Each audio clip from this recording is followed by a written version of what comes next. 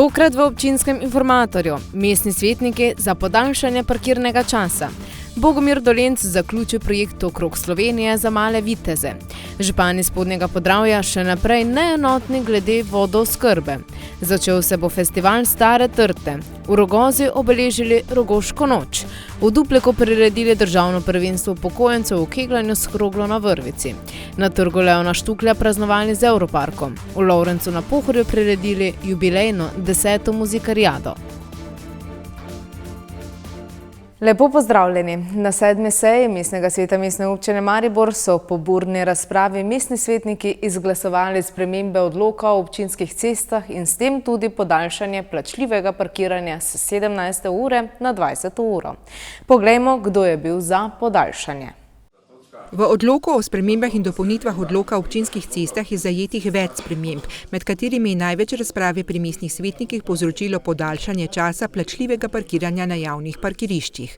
Po burni razpravi z opozorili svetnikov, da naj ne pride do podaljšanja parkirnega časa, ker bi s tem udarili po žepu občane in spravili ljudi iz središča mesta, so z 19 glasovi za in 15 proti pospremili odlok v drugo obravnavo.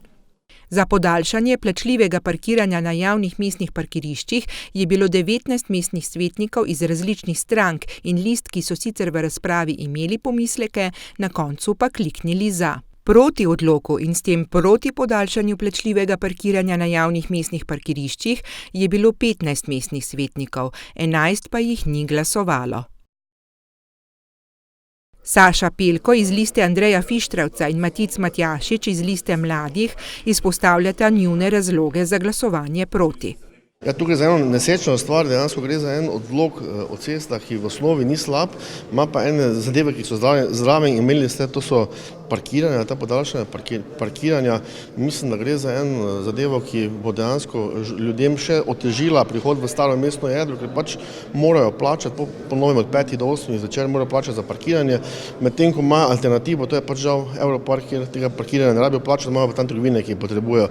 Jaz se bojim, da bo ravno ta ukrep dosegel to, da bo še manj ljudi v popoldanskem času v starem mestnem jedru, kar pa si nihče od nas ne želi.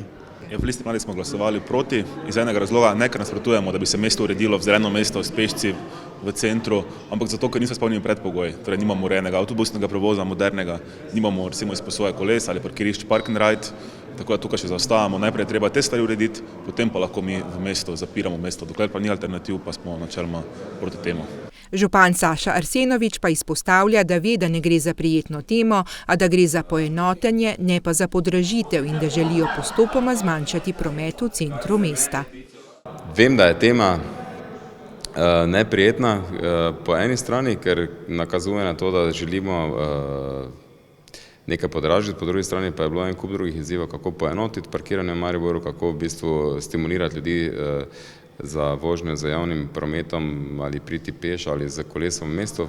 Celotna politika gre v to smer, da si želimo bolj čistega mesta in manj avtomobilov, če pa potem, da tisti, ki pride v mesto, naj svoje stvari, ki jih ima v mestu, opravi in da prostor tudi drugemu.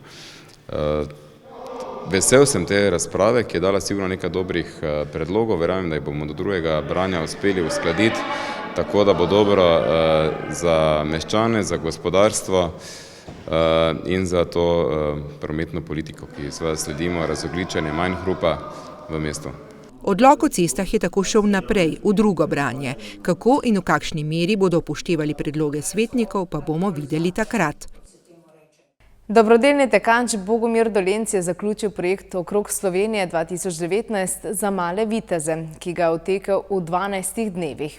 V dobrodelni namen za otroke, obolele z rakom, je pretekel 1200 km. Projekt se je pričel v Črni na Koroškem in se tam tudi zaključil. Naša ekipa pa ga je spremljala v Mariboru in v Selnici ob Dravi, ker se je med drugim tudi poklonil nedavno preminulemu malemu vitezu Anžetu. Učenci osnovne šole Selnica ob Dravi so skupaj z Bogomirjem v spomin Anžeto otekli tudi krog po občini. Po pretečeni 1100 kilometrih je Bogomirja Dolenca v Mariboru pričakala ekipa podpornikov.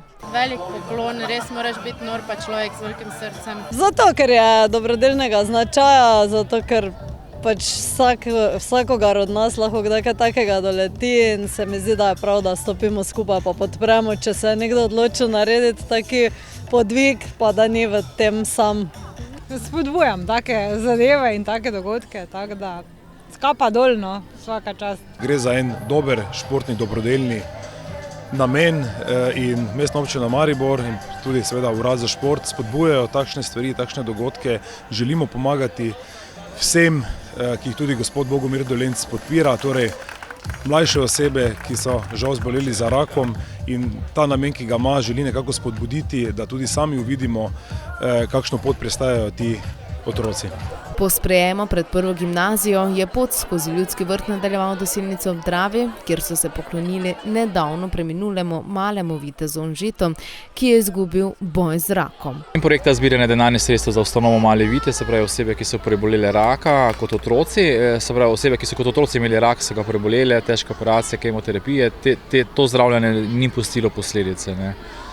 Anže je bil 11-letni fantek, ki se je 3 leta fajtal s to boleznijo, nažalost je ni prifajtal, ga je bolezen pokončala in tečemo za to, da zbiramo sredstva za male viteze in se v spomin Anžeta.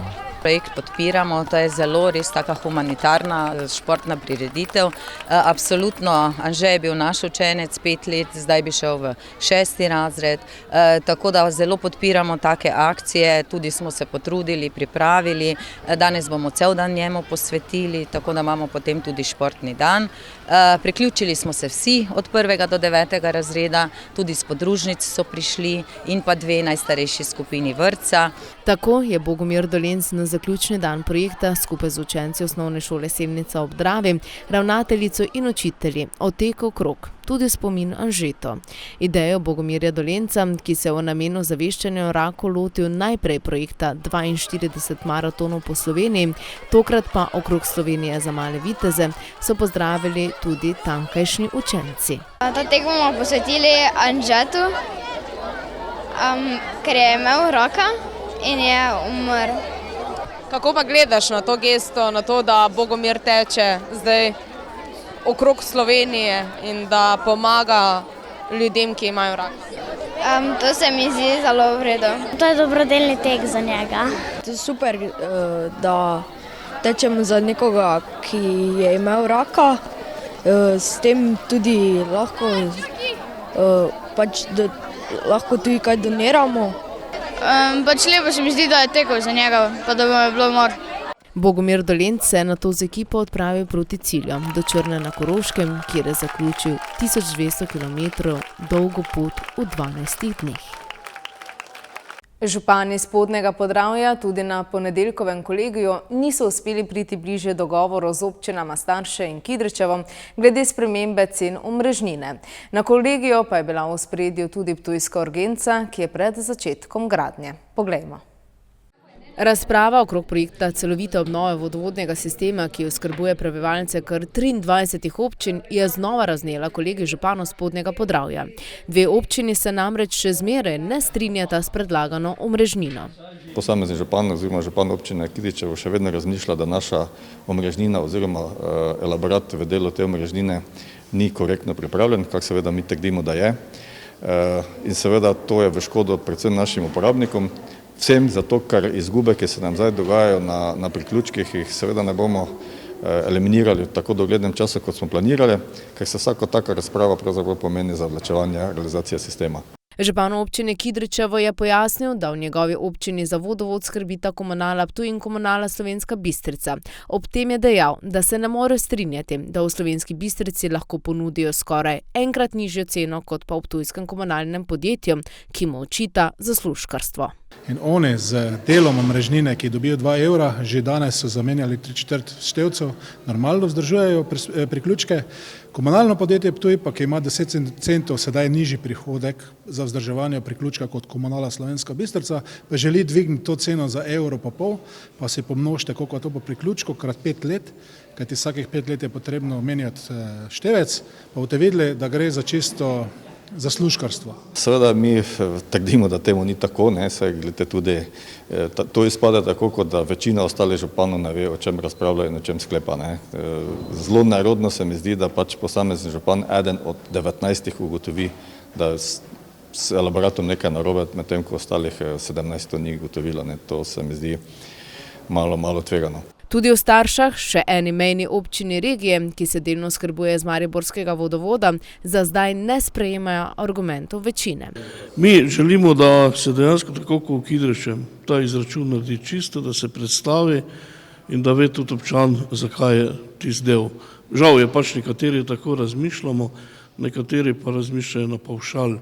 Občinam tako še zmeraj ni uspelo potrditi skupnih cen in kot poudarjajo v Komunali Ptuj, bi to lahko pomenilo, da bi prišli v dva ločena standarda vzdrževanja omrežja. Še preden pa se zgodi kaj takšnega, pa bodo ustanovili delovno skupino. Ta bo naredila primerjavo med različnimi cenami, ki jih izpostavljajo v Kidričevem. Danes je bilo rečeno, da se mogoče v ožji sestavi sestanemo tudi s prisotnostjo mestne županje in poskušamo z argumenti si dopovedati, da vendarle naš elaborat je korektni in da je v prid vsem nam. Danes smo se dogovorili, da naredimo še en napor, še en krog pogovorov z vsemi relevantnimi podatki, potem pa bomo pač videli, kar bomo videli. Dejstvo je, da vsi smo brali enake dokumente, vidimo jih drugače. Ob koncu kolegija pa so se župani seznanili tudi s potekom projekta Ptujske urgence. Kot je povedala direktorica Splošne bolnišnice Ptuj, je razpis za izbiro projektanta v zaključni fazi. Kar pomeni, da bomo začeli projektirati urgentni center in bo nekje do konca leta pripravljen EPZI projekti, v začetku naslednjega leta se lahko pristopi k gradnji, kar pomeni, da je v skladu z pogodbami tudi koriščenje predvidenih sredstev strani občin nekje v letu 2020. Ob tem je spomnila tudi na denar, ki bi ga naj občine sprostile v okviru predvidenih sofinancerskih sredstev. Projekt Ptujske urgence je sicer vreden dobrih 5 milijonov evrov. Tako rekoč pred vrati pa je festival Stare trte. Začne se namreč v petek, torej jutri, z Okusi Štajerske na Grajskem trgu in Trgu Svobode. Bo pa letos v nekoliko drugačni obliki, saj ne bo trajal po nekaj dni v tednu, 2 meseca, ampak bo strnjen z vsakodnevnimi dogodki in prireditvami od 13. do 22. septembra. Festival Stare trte bodo začeli v petek in soboto 13. in 14. septembra s pričetkom ob 9. uri na Grajskem trgu in Trgu Svobode z Okusi Štajerske, predstavitvijo štajerske kulinarike na stojnicah. Tokrat pa bo festival v strnjeni obliki. In zato je tudi sam festival Stare trte letos resnično povezan in se povezuje z cirka 30 različnimi ponudniki, tako z področja kulture, gastronomije kot športnega področja. Kot smo zdaj slišali na sami predstavitvi, gre tukaj letos za različico različnih ponudnikov v smislu, da lahko gosti v času festivala Stare trte in najstarejše trte uživajo v kolesarskem vzponu po svetih, po Slovenskih goricah, da lahko uživajo v pohodništvu po 3 hribih mestne občine Maribor, da lahko v bistvu doživijo vrhunec kulinarične doživetja v restavraciji Mag, kjer bodo imeli možnost poskusiti tudi del zgodbe skozi liste najstarejše trte. Hkrati smo se povezali tudi z Mariborsko knjižnico, ki so želeli in bodo v bistvu izpostavljali v tem času tudi zgodbe vezane in pa književnost in literaturo iz vina in področja vinogradništva. Povezali smo se tudi z akterji, ki imajo sprehode, kot so Reisefiber, tako se bo zgodila tudi vinski zaklad v tem času. Prav tako ne smemo pozabiti, da smo sklenili tudi sodelovanje z Lutkovnim gledališčem Maribor. Prireditev v čast Stari trti bo še več, vse so zbrane na spletni strani festivala Stare trte. Vrhunec festivala in hkrati konec pa bo v nedeljo 22. septembra ob 11. uri pred hišo Stare trte, ko bo svečana trgatev Stare trte z glasbenim gostom Zoranom Predinom. Mestni viničar Stane Kocutar ob tem pravi, da bo letos trgatev zagotovo zelo bogata. Že na prvi pogled vidimo, da je trta obložena z velikim žametno modrim grozdom, natančneje z grozdjem v obilnih količinah. Prepričan sem, da bo pridelek nadpovprečen, boljši kot je bil v zadnjih letih. To se kaže vse od časa po končanem cvetenju in glede na to, da je grozdje res v fazi končnega dozorevanja, je letošnji datum trgatve, torej nedelja 22. september, tako rekoč idealen za dozorelost. Na sami trgatvi bodo imeli čas otrgati prvi grozd gostje iz pobratenega mesta Marburg, ki bodo po 30 letih ponovno na svečani trgatvi. Občina Maribor je sicer povabila tudi mnoge druge delegacije iz pobratenih mest in mest, kjer že imajo potomko stare trte. Trgatev v nedeljo 22.9. Protokolarni del prireditve bo ob 11. uri. Na stojnicah, ki bodo vinsko-kulinarično obarvane, pa vas pričakujemo med 10. in 14. uro. Ta kulturno-etnografsko prireditev bo nekako obeležil gospodar Stare Trte, mariborski župan, gospod Saša Arsenovič, mestni viničar, gospod Stane Kocutar, vinske kraljice, malečniški brači, bo pa letos med nami tudi Mariborčan, Zoran Predin, pa kot stalnica še akademska folklorna skupina Študent, Neuwirtovi Štajerci, pa še kakšno presenečenje. Ne pozabite torej priti na prireditve festivala Stare Trte. Od jutri naprej se bo namreč odvilo veliko prireditev. Mestni viničar Stane Kocutar pa obljublja, da bodo trti še naprej posvečali vso skrb, da se bo še dolgo ohranila na Lentu in privabljala gostje od blizu in daleč.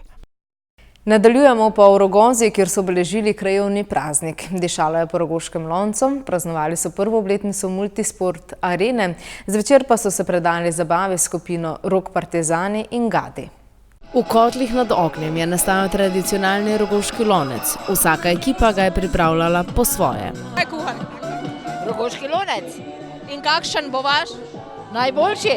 Zakaj? Zato, ker smo pridne punce.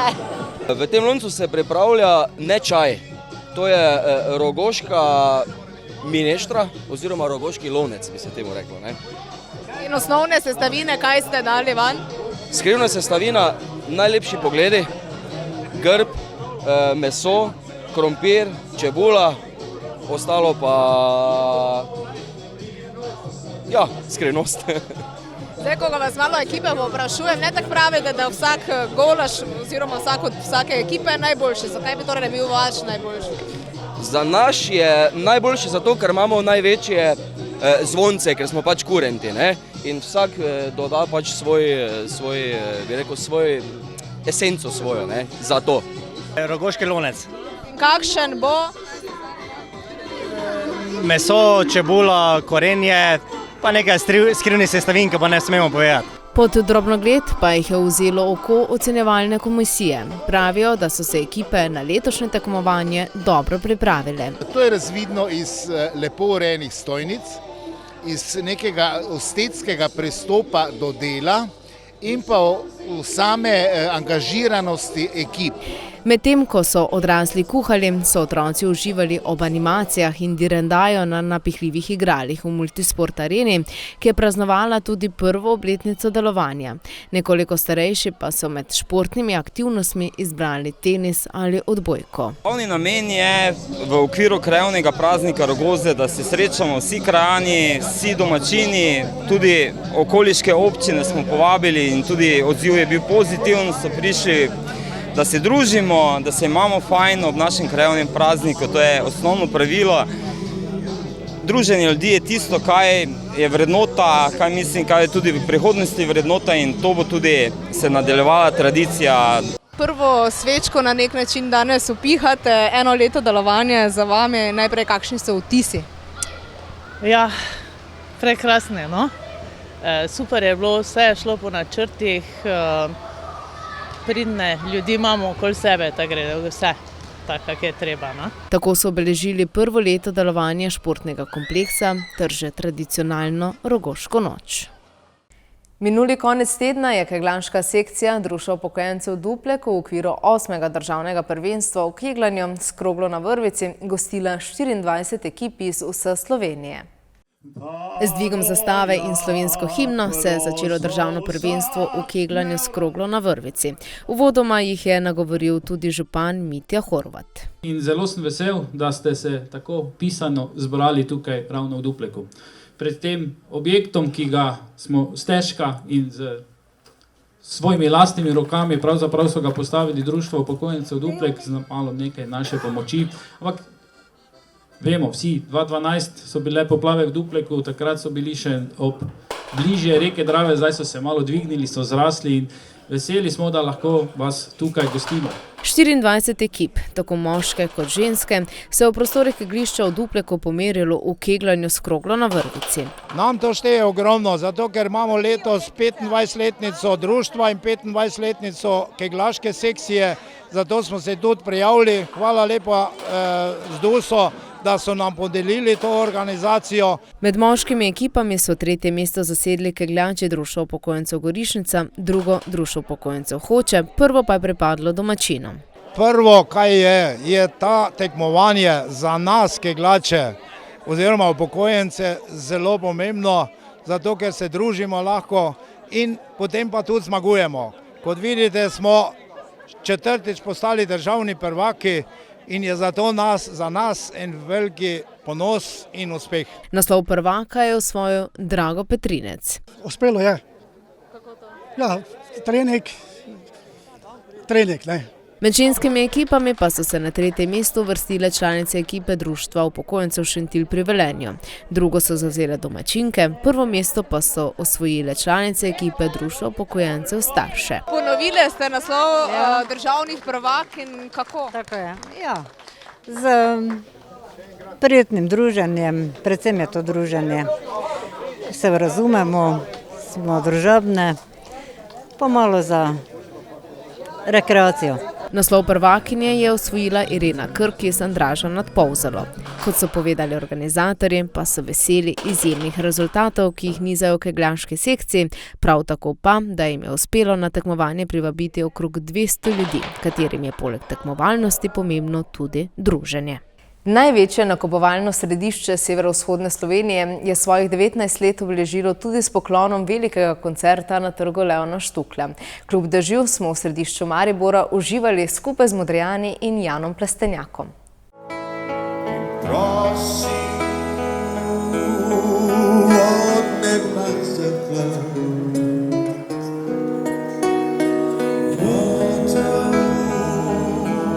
Središče Maribora je pripravilo navdihujoče glasbeno dogajanje na trgu Leona Štuklja, ki ga je največje nakupovalno središče na Štajerskem poklonilo svojim zvestim obiskovalcem. To je ena tradicija, ki že dolgo traja in mislim, da je prav, da se na ta način tudi praznuje, zato smo vsi, kjer smo tu, do tega veseli. Ja, to je lepo, ne? Da se spomne na rojstni dan. Kaj pa torej jim želite ob rojstnem dnevu? Ja, dosti sreče, uspeha. Še obilo uspeha, še več nakupovalcev in seveda še več uspešnih let. Za popoln večer so poskrbeli šarmantni Jan Plestenjak skupino. Zdaj mi rekel, dajte roke gor, samo te dežnike gor. In Modrijani, ki se, kot pravijo, v Mariboru počutijo kot doma.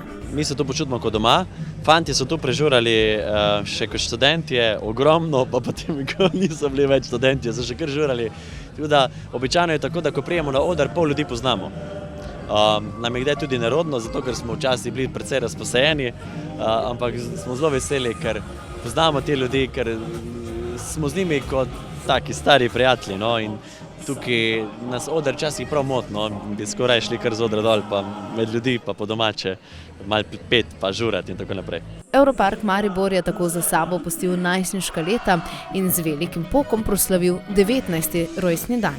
Zaključujemo našo 19-letnico in stopamo smelo, polni načrtov v našo 20. leto obratovanja. Občutki so dobri, naš razvoj je dober.